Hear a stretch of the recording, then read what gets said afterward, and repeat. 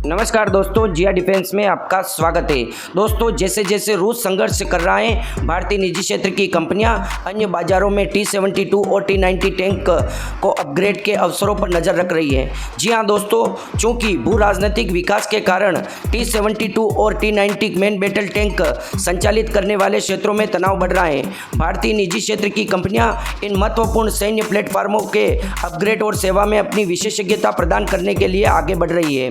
दोस्तों, विशेष रूप से चल रहे यूक्रेन रूस संघर्ष के आलोक में पुर्जों और समर्थन की उपलब्धता पर बढ़ती चिंताओं के साथ निदेशक एयरबोर्निक्स डिफेंस एंड स्पेस एडिशनल जैसी कंपनियां इस जरूरी ज़रूरत को पूरा करने के लिए खुद को तैयार कर रही हैं।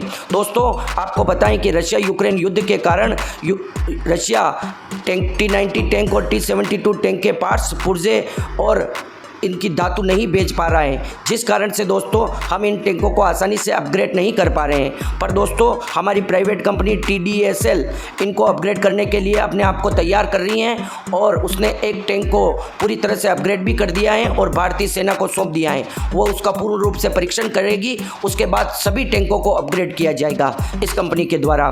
दोस्तों, इन देशों के सामने आने वाली प्राथमिक चुनौतियों में से एक उनके T-72 और T-90 मेन बैटल टैंक के लिए पुर्जों की सीमित उपलब्धता और रखरखाव सहायता दोनों का व्यापक रूप से विभिन्न सशस्त्र बलों में उपयोग किया जाता है। इस लैंडस्केप में भारतीय कंपनियां ऐसे समाधान प्रदान करने के अवसर को पहचान रही हैं जो इन बख्तरबंद वाहनों की ऑपरेशनल तत्परता सुनिश्चित कर सके।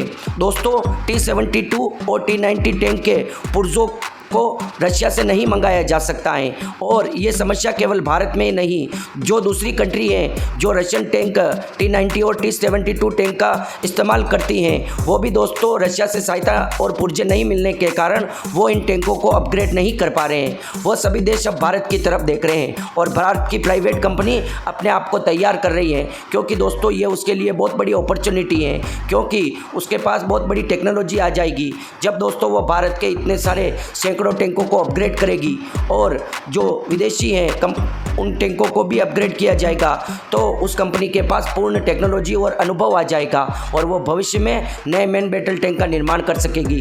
दोस्तों, अपग्रेड करने में भी इनकी पूर्ण रूप से एक तरह से नया ही बनाया जाता है, लगभग उनमें इंजन तक चेंज किया जा रहा है। तो आप सोच सकते हैं कि अपग्रेड करने में कितनी टेक्नोलॉजी की आवश्यकता है। ये तो भारत में ही T-90 और T-72 कुछ टैंकों का पहले निर्माण किया गया था या अपग्रेड किया गया है। इसकी वजह से भारत के पास टेक्नोलॉजी है और भारत इनके पुर्जे और इंजन को भारत में ही निर्माण कर सकता है, वरना भारत को भी दूसरे देशों की तरह केवल रशिया के सामने देखना पड़ता और भारत कुछ नहीं कर पाता।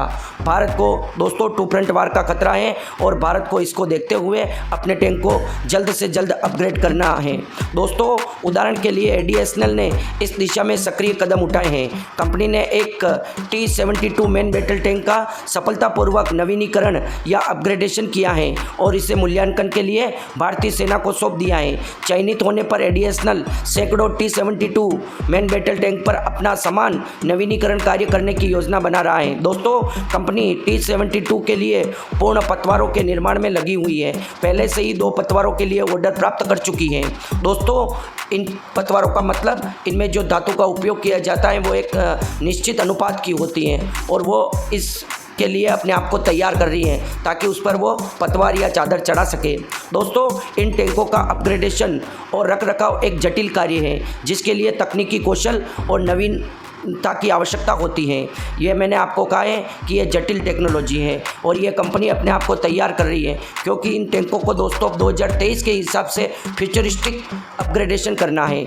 उदाहरण के लिए T-72 का पतवार का निर्माण उन तकनीक का उपयोग करके किया गया है जिनका उपयोग आमतौर पर भारत में नहीं किया जाता। एडिशनल ने इन तरीकों को अपनाने और आवश्यक विशेषज्ञता विकसित करने के लिए समय और प्रयास का निवेश किया। हालांकि चुनौतियां बनी हुई हैं, विशेषकर धातु कर्म के क्षेत्र में। टैंक का पतवार मुख्य रूप से धातु से बना है और आवश्यक धातु के लिए बाहरी स्रोत पर निर्भर रहने के परिणाम स्वरूप मूल्य का एक महत्वपूर्ण हिस्सा विदेशों से कंट्रोल किया जाता है। दोस्तों, मैंने आपको कहा था कि एक निश्चित अनुपात में मिश्र धातु का उपयोग किया जाता है और इस प्रकार की धातु का भारत में निर्माण नहीं होता है और भारत इस प्रकार की धातु का विदेशों से ही इंपोर्ट करता है।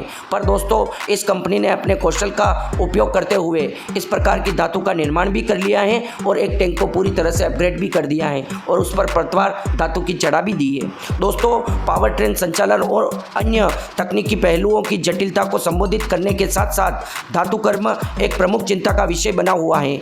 इन चुनौतियों के बावजूद भारतीय निजी क्षेत्र की कंपनियां T-72 और T-90 मैन बैटल टैंक संचालित करने वाले देशों को अपनी क्षमताएं प्रदान करने के अवसर का लाभ उठाने के लिए उत्सुक हैं। दोस्तों, अपग्रेडेशन और रखरखाव अतिरिक्त सहायता प्रदान करके इन कंपनियों का लक्ष्य इन महत्वपूर्ण सैन्य संपत्तियों की निरंतर परिचालन प्रभावशीलता सुनिश्चित करना है। दोस्तों, जो विदेशी देश अपने टैंकों को अपग्रेड करवाना चाहते हैं वो भारत की प्राइवेट कंपनियों की तरफ देख रहे हैं और भारत की प्राइवेट कंपनियों के पास धातु की और अन्य सभी टेक्नोलॉजियाँ एक बार विकसित कर ली जाएगी। उसके बाद भारत के टैंकों को अपग्रेड करने के बाद इन देशों के टैंकों को भी अपग्रेड किया जाएगा। उससे दोस्तों भारत में रोजगार उत्पन्न होगा और दोस्तों भारत में रेवेन्यू भी जनरेट होगा और इस कंपनी को बहुत बड़ी अपॉर्चुनिटी मिलेगी जिससे ये भविष्य में मैन बैटल टैंकों का निर्माण भी कर सकेगी। और दोस्तों, जो टैंक अपग्रेड करवाएंगे इस कंपनी से उन देशों को अगर रिजल्ट अच्छा मिलता है तो भविष्य में फिर हथियार भारत से ही खरीदा जाएगा। भारत के लिए ये एक बहुत बड़ी उपलब्धि है। दोस्तों, चूंकि भू राजनीतिक गतिशीलता रक्षा खरीद और रखरखाव रणनीतियों को प्रभावित कर रही है, भारतीय निजी क्षेत्र की कंपनियां के आगे बढ़ने और महत्वपूर्ण अंतरालों को भरने की इच्छा वैश्विक सुरक्षा सहयोग के लिए देश की बढ़ती विशेषज्ञता और प्रतिबद्धता को दर्शाती है। यह पहल न केवल रक्षा उद्योग में भारत की स्थिति को मजबूत करती है बल्कि दुनिया भर में बख्तरबंद बलों की ऑपरेशनल तत्परता का समर्थन करने में एक विश्वसनीय भागीदार के रूप में इसकी भूमिका को मजबूत करती है।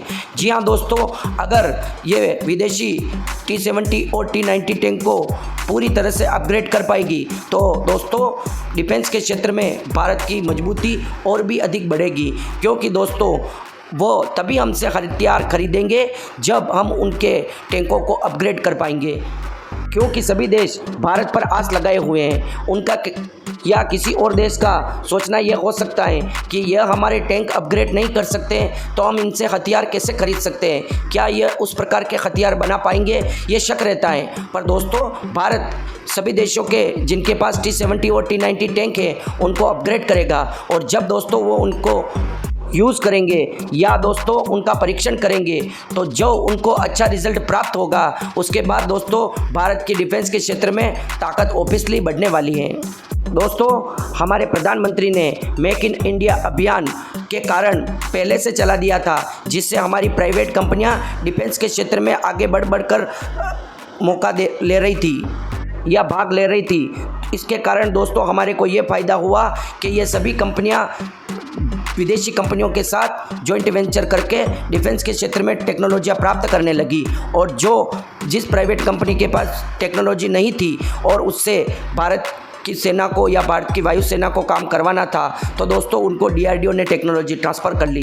इससे दोस्त हमारी प्राइवेट कंपनियां मैच्योर हो गई और कोरोना काल में भी हमारे को रशिया ने कुछ भी इंपोर्ट नहीं किया, उसके बावजूद भी हमने अपने आप को मजबूत बनाए रखा। और दोस्तों, रशिया यूक्रेन युद्ध में भी रशिया ने भारत को कुछ भी एक्सपोर्ट नहीं किया, उसके बावजूद भी भारत ने सभी पार्ट्स का भारत में ही निर्माण किया।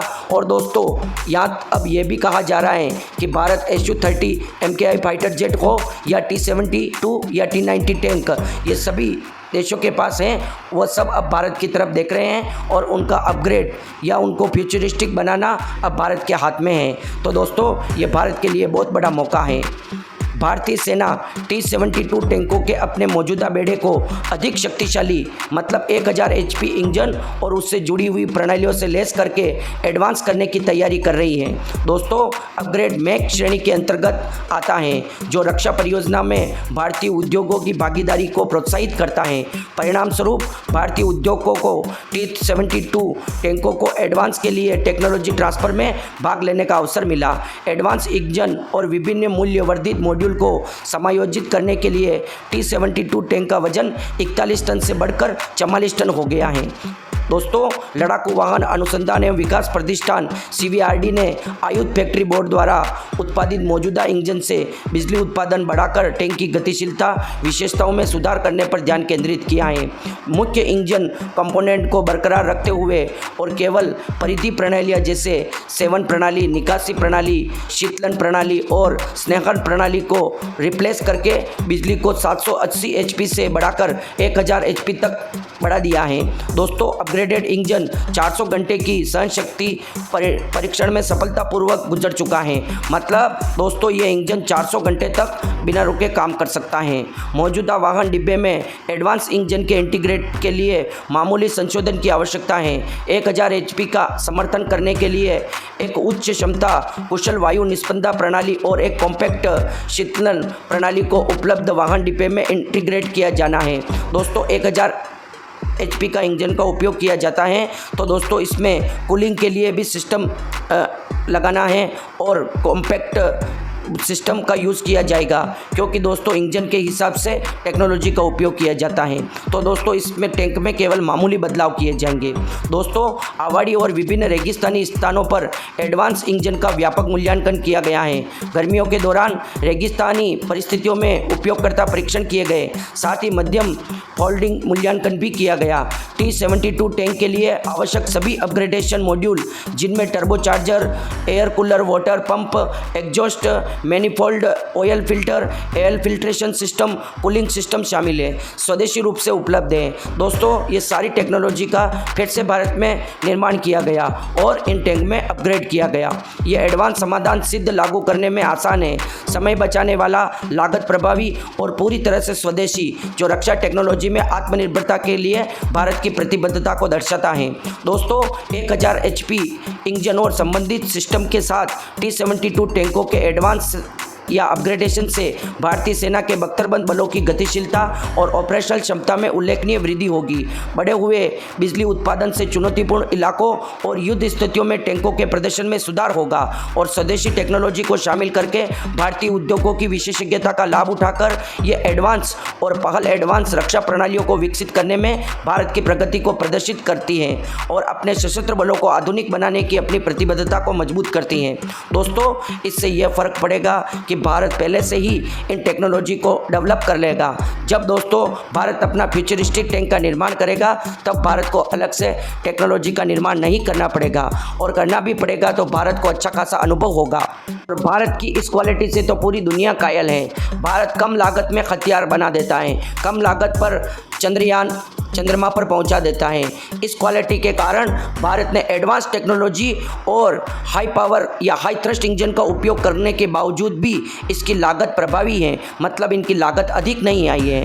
तो T72 टैंक में इंजन से लगाकर हर एक टेक्नोलॉजी भारत ने अपने स्तर पर डेवलप की है और उसके बाद T72 में इंटीग्रेट की है। मतलब कि दोस्तों ये अब टैंक पूरी तरह से स्वदेशी निर्मित हो गया है। केवल इसकी बॉडी थी, वो भी दोस्तों अब कहा जा रहा है कि इसकी बॉडी या पतवार को भी पूर्ण रूप से बदला जा रहा है। तो दोस्तों फिर बचा ही क्या है? भारतीय सेना प्रमुख का कहना है कि भारतीय प्राइवेट कंपनी ने बहुत अच्छा अपग्रेडेशन किया है और ये टैंक पूर्ण रूप से नए हो गए हैं। दोस्तों हमारे T90 टैंक को अपग्रेड करने के लिए हमने इनको रशिया भेजा था, पर दोस्तों रशिया ने इन टैंकों को अपग्रेड भी कर लिया था। पर दोस्तों रशिया यूक्रेन युद्ध में रशिया के T90 टैंक के ख़त्म हो जाने के बाद उसने भारत के टैंकों का उपयोग करना शुरू कर दिया और भारत को कहा कि जो आपके टैंक है उनको हम बाद में उसको गिन लेंगे या आपको अलग से टैंक बना कर देंगे। तो दोस्तों भारत ने तो ये कुछ संख्या में ही टैंक वहाँ भेजे, जो अच्छा रहा। फिर भारत ने अब जहाज़ पे ये चेन्नई स्थित आवाड़ी कंपनी है, हैवी व्हीकल आवाड़ी, वहाँ से ही दोस्तों इन T90 टैंकों का निर्माण भारत में ही किया गया था। तो दोस्तों अपग्रेडेशन भी वहीं पर किया जाना है और जिसके थ्रू दोस्तों ये कहा जा रहा है कि 2022 में कहा गया था कि 464 टोटल टैंकों को अपग्रेड किया जाना है, जिसमें दोस्तों अभी हाल ही में T90 टैंक में 1000 HP का इंजन का उपयोग किया जाता है, जिसको बढ़ाकर दोस्तों 1200 से 1500 HP करना है। और दोस्तों इस T90 टैंक को पूर्ण रूप से फ्यूचरिस्टिक बनाना है, ताकि ये चाइना और पाकिस्तान को टू फ्रंट वार का खतरे को देखते हुए उनसे मुकाबला कर सकें। दोस्तों बताया गया है कि T90 मेन बैटल टैंक के अगले बैच के लिए अधिक एडवांस बनाने की योजना बनाई गई है, जिसमें लॉइटरिंग म्यूनिशन, मतलब दोस्तों suicide drone, artificial intelligence, drone integration, सक्रिय रक्षा प्रणाली, उच्च स्तर की स्थितिजन्य जागरूकता मतलब सिचुएशनल अवेयरनेस और विशेष तकनीक शामिल हैं। लेकिन मौजूदा अपग्रेड की योजना अगले साल से शुरू होगी। दोस्तों देखा आप किस तरह से इनमें एंटी ड्रोन सिस्टम से लगाकर लॉइटरिंग म्यूनिशन का भी उपयोग किया जाएगा। और दोस्तों इस टैंक T90 टैंक को पूर्ण रूप से फ्यूचरिस्टिक टैंक में परिवर्तित किया जाएगा। इस प्रकार से दोस्तों इनको भी अपग्रेड किया जाएगा। दोस्तों ATT और APU को एक स्वदेशी प्रणाली में अपग्रेड किया जाएगा, जिससे अब सी थ्रू कवच भी शामिल होगा। अर्जुन मेल बैटल टैंक कार्यक्रम के लिए कमांडर की पैरामिक दृष्टि और ड्राइवर की रात्रि दृष्टि पहले ही विकसित की जा चुकी है। T90 मेन बैटल टैंक में पुराने सिस्टम की जगह ले ली है। दोस्तों हमारे अर्जुन टैंक में नाइट विज़न गॉगल का इस्तेमाल किया गया है रात्रि में देखने के लिए दोस्तों, और पैरानॉर्मिक दृष्टि या पैरानॉर्मिक विज़ल और ड्राइवर की नाइट विज़ल दोनों की टेक्नोलॉजी को अपग्रेड किया है। मतलब पूर्ण रूप से नई टेक्नोलॉजी का उपयोग किया गया है T90 टैंक में, ताकि दोस्तों रात्रि के समय भी इन टैंकों का आसानी से दुश्मनों के सामने उपयोग किया जा सके।